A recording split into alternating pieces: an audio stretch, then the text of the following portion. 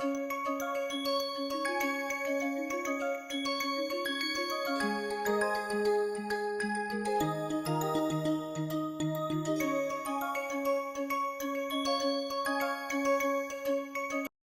learners, welcome back to NPTEL online certification course on novel drug delivery systems.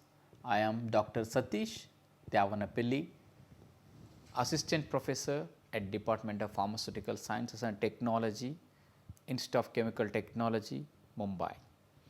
In our novel drug delivery systems, we are discussing on scalability and regulatory aspects of novel drug delivery systems. So far, we discussed the significance, importance of novel drug delivery system and the translation of nanomedicines as well as drug delivery systems we discussed in the first lecture, and the second lecture we discussed the current challenges and the issues of the nanomedicines, and here we discussed 4 types of the challenges, that is P process related challenges, Q quality related challenges, R regulatory related challenges, and then S nothing but supply chain as well as economical challenges. So, today we are going to discuss of the another topic, that is the scalable technologies of novel drug delivery systems. Now, when you are discussing the scalability, you will understand one word, that is the large scale, or you can say the pilot plant, right. So, these are preferably or specifically we use for the our technologies, right. So, scalable technologies nothing but it is a process of moving from a benchtop formulation to the pilot scale and then to commercial production while maintaining consistent product quality known as scale up. We will take some time to understand what is this actually. So, benchtop is nothing but you are moving your R&D batch, R&D formula into the large scale, right, and in between this there is an intermediate stage which is called as pilot plant, right. So, whatever you want to translate your method technology from technology transfer from your lab or from R&D formula for the large scale. So, whenever I am talking large scale, try to remember the large number of the products, that is Q speaks with the quantity. Your quantity will increase when you are moving from benchtop or you can say R&D formula to the large scale, right. So, that is a one thing, but without compromising the quality. So, quantity need to be increased as well as the second Q, the quality also need to be maintained. So, while moving from small scale to large scale, from R&D formula to the large scale production, your quality should not compromised. So, that is one of the most important point. So, here we try to understand what are the considerations need to be understand when I am going from small scale to large scale. The batch size will increase, that is called as scale up. So, this is the process. Now, try to understand this, consider it is a small scale, your area is as per your convenient, the circumstances and whatever the things which are up to the level. But when you want to go from small to large scale, it is a very challenging because the parameters are completely different from here. Moving from here to here, we need to understand the gap between this. The chances of failure you should know, and as well as you should know the opportunities as well. What is the difference between this and this also you should know. Then that will drive for the scale up or moving from one place to other place, right. So, the scalable or scale up is always challenging as well as opportunistic for the development of the formulations. So, now today we will focus some of the important points in the scale up technologies. Right. Now, we can see the pilot plant scale up techniques involves conducting the studies at an intermediate scale or stage to convert lab formula into commercially viable products by identifying critical process parameters, evaluating manufacturing equipment and ensuring consistent quality. These are already we discussed. Just for the text you can read and it will help for the understanding. So, pilot plant is the intermediate stage, right. There we translate our R&D formula into the scale up, or before going large scale production we perform the pilot studies, and that information will give us for to understand what are the critical process parameter for my technology and what type of manufacturing equipments are required and how to maintain the quality without compromising while going from small to large quantity. And here you will get information on the raw material assessment. Yes, here you may need 1 kg of the raw material, but when you are going here it may require 100 kg, sometimes it is more than that, 1000 kgs also, right. So, now we can understand how much raw material is required by doing this pilot plant. You can consider if here it is required 1 kg and here it may required consider 10,000 kgs, but going from here to here it is very difficult to predict and understand, right. Here it may be more than this, right. So, here what we do, we perform some studies in 100 to 1000 kgs. So, with that we will get how much raw material is required and we can assess further. So, here we can determine the physical space required, especially you are developing any sterile formulations or some conventional formulation, you need high machinery. There are the cases like aseptic rooms are required, clean rooms are required. For that you need dedicated space that you will understand based on the number of equipments, number of manpower and based on the money and the method. So, that will be helpful, will help for the determining the physical space and evaluating the process and the equipment controls. Yes, here also your process control varies and here also it may vary. From this you will understand what are my critical process parameters and the equipment controls. Developing and validating the reprocessing procedures, whatever you have done, you will validate it and then you will get the qualitative products. As we discussed, establishing the GMP, GMP again it is coming, it is nothing but good manufacturing practice, nothing but. So, it is a part of the quality.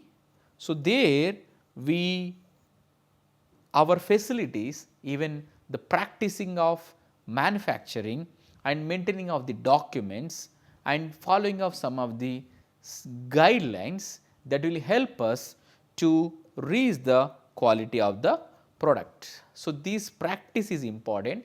This is important while designing of your facility as well as training of the people, right, even manufacturing, equipment selection, raw material selection, processing of all raw material, you have to follow the GMP guidelines.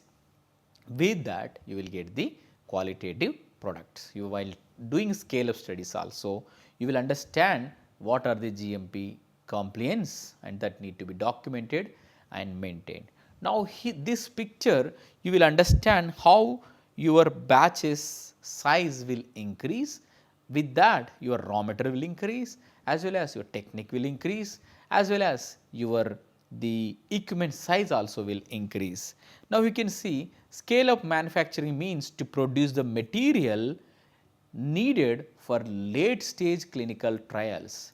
This we will discuss in our upcoming classes on the what are the clinical trials and how many stages, but still here we can discuss for some time. So, to produce the raw material needed for late stage clinical trials and the market demand compared to the size used in the early stage clinical production. Now, what it speaks that when you are performing a preclinical studies, you will do the animal studies like safety and efficacy and toxicity studies in the animals. So, here your animal you will see you will use very less number of animals and here you required hardly 1 to 10 gram of your drug is enough to perform these animal studies based on the dose. But when you are going from preclinical to clinical, that is in phase 1 we use in phase 1 we perform this in the healthy human beings, right, try to understand these different healthy human beings. We try to understand the safety of the molecule. Again the healthy voluntaries are within the 100. Again here you may require hardly 1 kg. But when you are going for phase 2, the patients we select here, recruit patients, not healthy voluntaries, patients, subjects. So, here the number may go from 300 to 500. Now, again your dose may go from at least you can write 10 kg. Now, what I want to convey that the dose or material requirement is increasing. And again if you go phase 3, we have 1000 to sometime more than 5000 patients, right, multidisciplinary, we do different stages and different ages and different gender, right. Again your formulation may go from 10 to you can write even 50 to 100 kgs also based on the length of the study, right. So, what I want to convey that when you are going from early stage clinical trials to late stage clinical trials, your material requirement is increasing. So, in each step like going from preclinical to clinical phase 1, phase 2, phase 3, your size will increase. So, this is enough for if you are going for a preclinical or phase 1. But when you are going for human trials, even phase 2 you can also survive with a small scale, but phase 3 you need at a pilot batch, that is a requirement before getting of FDA approval. You need to come up with the production scale and some of the batch also you need to submit to the regulatory body. So, you can see here the quantity of that reactors you can see you can perform, the size and the material requirement is completely different and very small.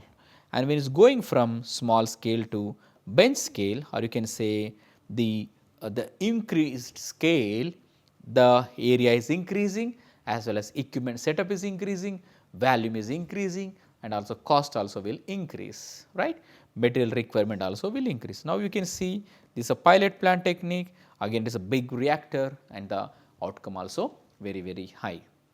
So, this is called as scale up methods. Now, here you can understand one more example as we discussed already phase 1 clinical trials, subsequently phase 2 the batch size increases, following a successful clinical trial outcome, the resulting of granting of marketing authorization, the batch size of manufactured may be further increased to cover the market demands. What I want to say that once phase 3 is done, your time starts now, because if FDA gives approval, you should come up with a technique which is nothing but ready and scalable and ready for the manufacturing that need to be fulfill the market demands. Otherwise, you have a 20 years of that the expiration after the approval that need to be covered, right. So, here you can see these are the some instrument which are available in the market. So, the simple high pressure homogenizer. Now, you can see at different stages we can have the same company or the scalable methods are available, scalable instruments also available. Now, you can see for some time here is the batch size is very less 100 ml or you can say 500 ml. Now, we can see 10 liter to 100 liter, and yes, we can use 80 to 800 liters, right. Now, see the vials we can make 1000 to 2000 and 5000 to 7000 and more than 10 lakh, and of course, in the high number. This is the, now we can see these are the lab scale phase 1, phase 2, phase 3 trial, registration trials, early commercial and also for the commercial. Now, we can see the output is always in all these cases is going from this to this, it is increasing. So, from this what we understand that, so you select right scalable technology which can be used from your small scale to pilot plant and also the large scale or scale up method. So, you should select such technique because of your quantity will going to increase. Now, here when I am talking on any plant, right. So, we need to remember 5 M's, so which are very very important. The first M comes with the manpower, and second one is the material, and third one is machine, and fourth one is method, and we will write money is the first, because when you want to go from this to this, money is the first criteria. So, if you have money, you can look further for the extension of from small scale to large scale, right. So, money, manpower, material, machinery, method will increase, the investment will increase, the manpower size will increase. For example, I am able to produce the 100 tablets per hour in a 1 lakh, but here I want to use 10 lakhs tablets in a per hour, right. That is again with consider 10 lakh investment. Okay. Now, going from this to this, the material will increase, manpower also required. Here I can work out with 1 to 2 manpower, but here at least I need 10 because of packaging, processing, material handling, so many steps are involved in the compression, coating. Now, material size also will increase. Here 100 tablets, consider 1 gram into 100.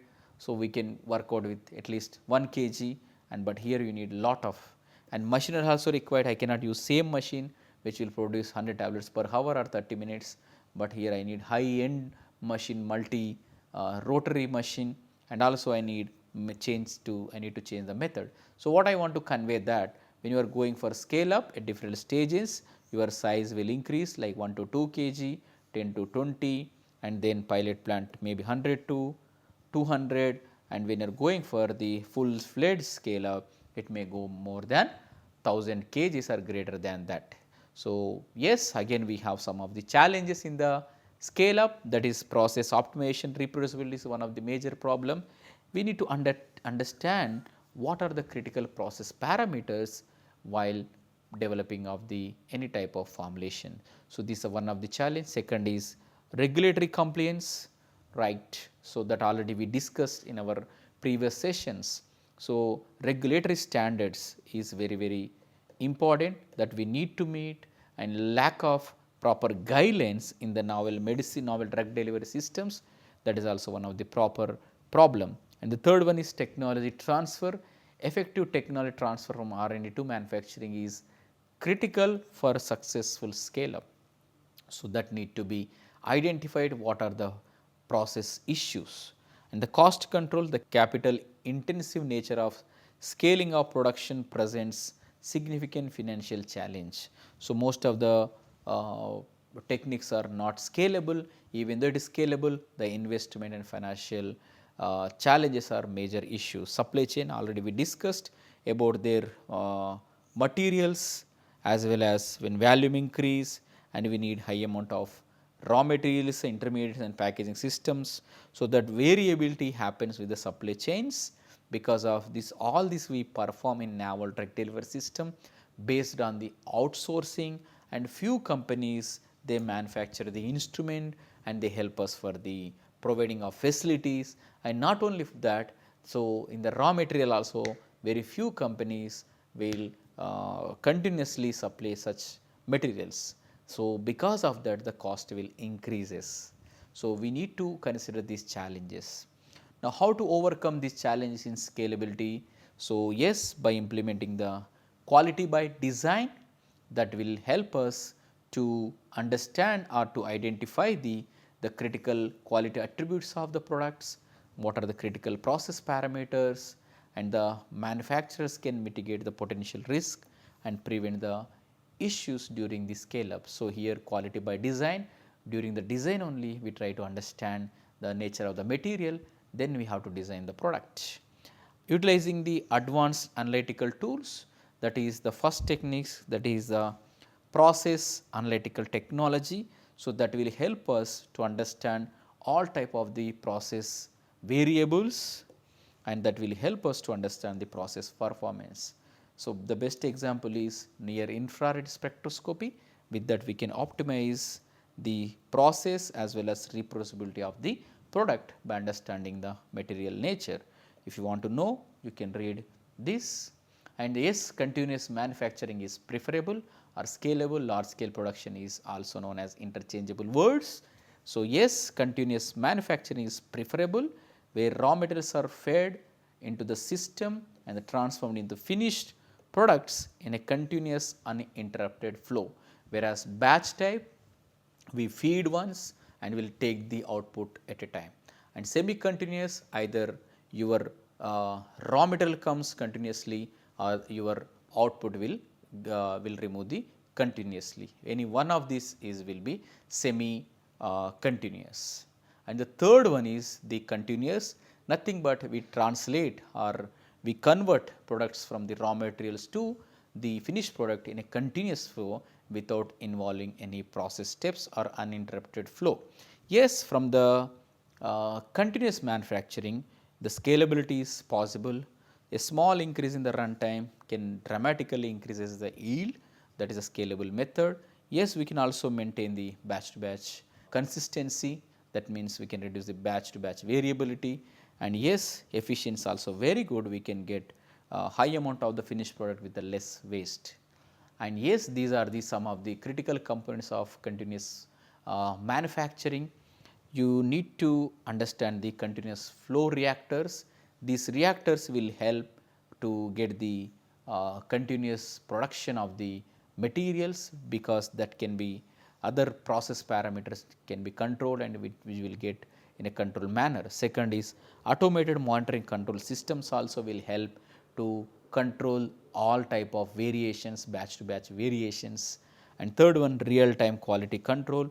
During the preparation only we need to identify the what are the problems or quality issues that can be detected, and that further overcome or by rectifying all the issues in the real time manner by using of the various software tools and the technologies. And here we have will discuss few scalable technology in novel drug delivery systems. So, here is the one of the best technique which already we discussing, continuous synthesis of the formulations, or continuous synthesis or continuous flow, continuous processing techniques. In that, first one is the microfluidic, and we know here you can see this is a conventional method we use for the preparation of the PLGA nanoparticles. Here is the PLGA aqueous solvent, we do homogenization, we will get the PLGA nanoparticle after solvent evaporation, whereas continuous flow is nothing but. So, this is like it is a batch type, or it is not have any scalable techniques. But when you come into the microfluidic, so here you can see the water supply from one channel and protein, and also your peptide comes, and your lipid also come from one channel, water and lipid. This will mix it at the central zone, and that will give the outcome, and these are continuously you can give it the different flows, and yes, flow can be controlled, other mixing also can be controlled in this. So, with this we get high efficient and consistent and reproducible formulations with these microfluidics. You can read further here in the link, it is open access. High reproduce possible, versatility also is possible, continuous flow, many microfluidic system operates a continuous flow model which offers different characteristics from environment conventional batch production method. So, with this you can get high amount of the yield also, and which is reproducible. Now, where we can use for the drugs and gene delivery for encapsulation into PLGA, even microemulsion also can be made, lipid nanoparticles also possible, even complexation with the genetic molecule like taking of positive and negative materials, and lipid nanoparticle with mRNA vaccines also possible with this microfluidic. Here you can control all type of variations. And the second one is high pressure homogenization. So, here is the scalable method again as we discussed with the microfluidics, and yes, here we apply high pressure that will generate the small particle which will reduce the particle size at high pressure. So, you can read here this fluid will pass through the narrow gap at high pressure that will create the shear and extensional stress. So, here it works in three principle. Your sample will come here, you can see this is an inlet, it will pass through here. So, the same mechanism is represented here. It will pass through with high pressure, and that will first follow impact that will hit on the surface, then undergo the shear that will rupture, and then it will breaken up by the cavitation which will break the bubbles. So, this will happen in the high pressure homogenization that leads to the reducing the particle size. Now, you can see the size of particle is very high, now it is reduced, further reduced, and you can see the size. And yes, when you are optimizing different cycles and batches, you will get your formulation below even 100 nanometers. So, we are working in our lab with the nano suspension for various anti-cancer molecules. Yes, so before treatment we got the particle size around 100 micrometer. After doing of pre-homogenization, further homogenization with surfactant, we are able to achieve 100 to 200 nanometer of the size, and which is a very stable. So, this is a continuous method. Here these are the mostly industry useful method. By using of high pressure homogenization, you can use nano suspension, nano emulsion, and solid lipid nanoparticles. And the third one is hot melt extrusion, which is a solvent free technique. With this you can create solid dispersion that will help for the solubility enhancement. And here is the ideal for heat stable drugs. That means this will suitable for the thermo sensitive, which is not suitable for the thermo sensitive drugs. So, there your drugs undergo lot of heating. So, here we put some of the polymers and the materials, resins, and even some waxes also will pass this and will melt and will mix with the drug. So, that will convert your drugs from the crystalline structure to amorphous form. So, amorphous are always increased in the solubility, and these are less in the solubility, and which are the amorphous, the atoms are arranged in a not arranged in the randomly, not arranged randomly. So, here the amorphous molecules are less stable compared with the crystalline. So, these are arranged in a proper arrangement, and yes, these are the highly soluble. When you are using such system, we can convert your materials from the crystalline to amorphous form. This is also continuous flow, but the cost is very high.